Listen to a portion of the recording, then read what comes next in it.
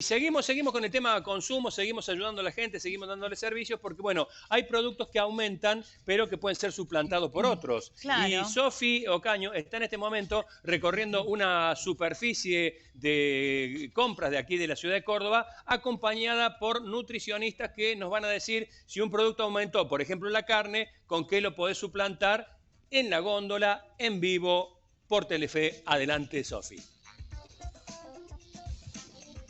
Sí, Sergio, equipo, así es. Bueno, ya les contamos el lunes que la carne aumentó entre un 5 y un 8%. Y bueno, sabemos que la carne tiene un valor nutricional que se necesita de manera diaria o semanal y lamentablemente se hace cuesta arriba comprar un kilo de carne en la carnicería o en cualquier superficie. Por eso la pregunta es, bueno, no podemos comprar carne por el precio o podemos consumir poca carne. ¿Con qué la suplantamos para estar bien nutridos? Bueno, por eso le vamos a preguntar a Mica y a Yami, que son nutricionistas, trabajan en conjunto, para que nos cuenten y nos den alternativas. Serían como nuestras ayudas en esta cuestión alimenticia. Chicas, ¿con qué suplantamos? ¿Cómo nos la tenemos que ingeniar para conseguir buena alimentación al precio que podemos pagarla? ¿Cómo están? Buen día. Buen día. Bueno, sí, es verdad que el consumo de carne, sobre todo en nuestro país, es muy importante. Estamos acostumbrados a carne con algo y si no es como que no es plato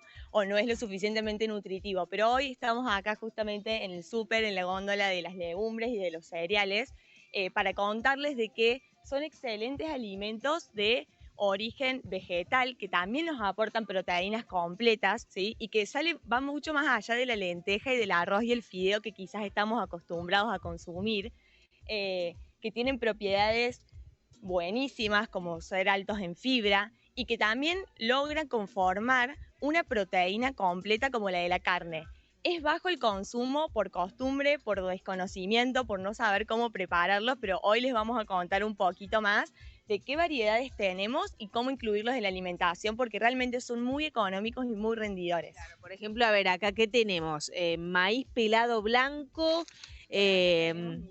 acá trigo. Trigo, por allá tenemos las lentejas, garbanzos, esta jardinera que también tiene un mix, porotos. Mira, yo de garbanzo y lenteja hasta ahí te llego. ¿Qué hacer con el trigo burgol, por ejemplo? ¿Qué hago con esto? Yo no te lo compro, tiene un buen precio, pero porque no sé cómo cocinarlo.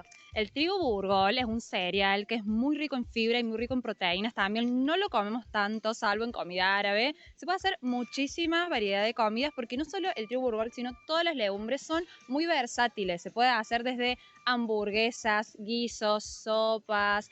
Bueno, se puede incluir así en ensaladas, crudas. Eso necesita una preparación previa, hay que dejarlo remojar. Sí, por supuesto, digamos, sobre todo las legumbres necesitan un remojo previo de 12 horas para activarlas, para poder aprovechar mucho más sus nutrientes y también para mejorar su digestibilidad.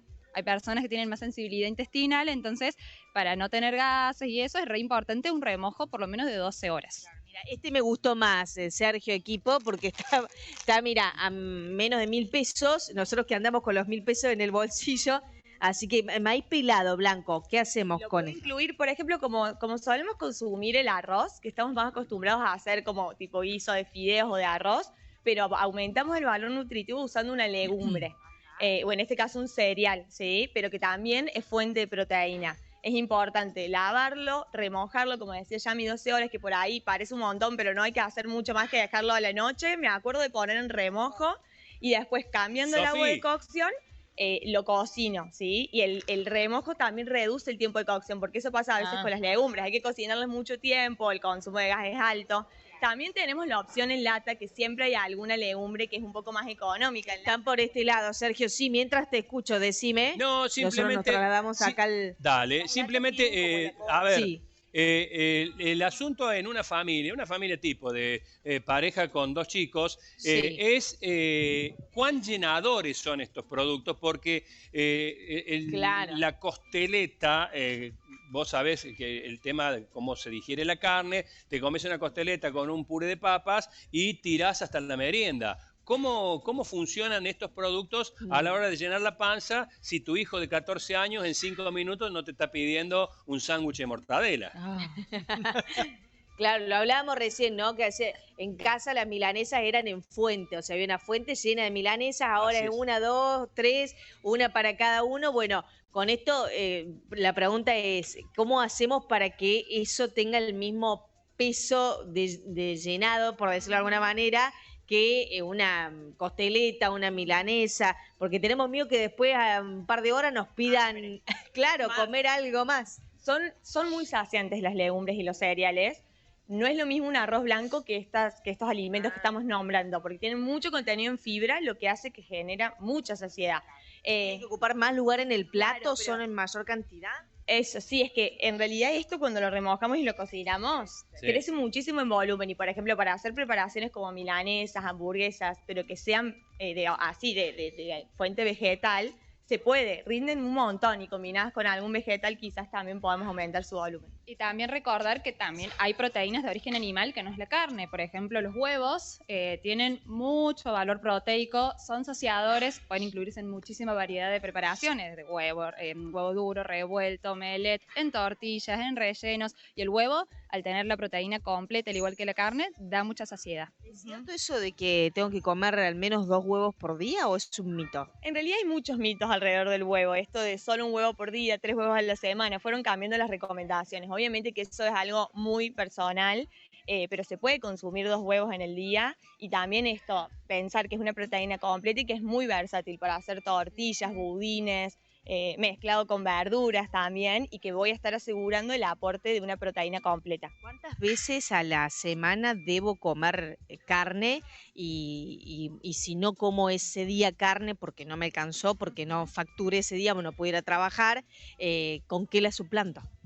Y el mejor reemplazo son las legumbres. Sí, las legumbres tienen mucho valor biológico en sus proteínas y son una alternativa, como decíamos hace un rato, que no es muy usada por nosotros, por los argentinos, y son muy nutritivas, incluso en el mundo vegetariano, como la proteína vegetal. ¿Sí? ¿Y carne cuántos días a la semana tenemos? ¿Carne roja? Sí, roja. Y la carne roja, digamos, tampoco es que... reducir su consumo también es muy beneficioso, ¿sí? Por ahí nosotros recomendamos carne roja 1 vez a la semana, ¿sí? Aumentar el consumo de pescado, de pollo, por ahí de carnes blancas y reducir el consumo de carne roja. Bueno, hay mucho más para hablar sin pero dudas, muy completo, muy lindo, che. Para brindarles un panorama un poco más completo hay que tener un poquito más de tiempo, pero bueno, la idea es esto, ¿no? Que empecemos a aprovechar las legumbres y también estas opciones en lata que dicen las chicas que están a un muy buen precio.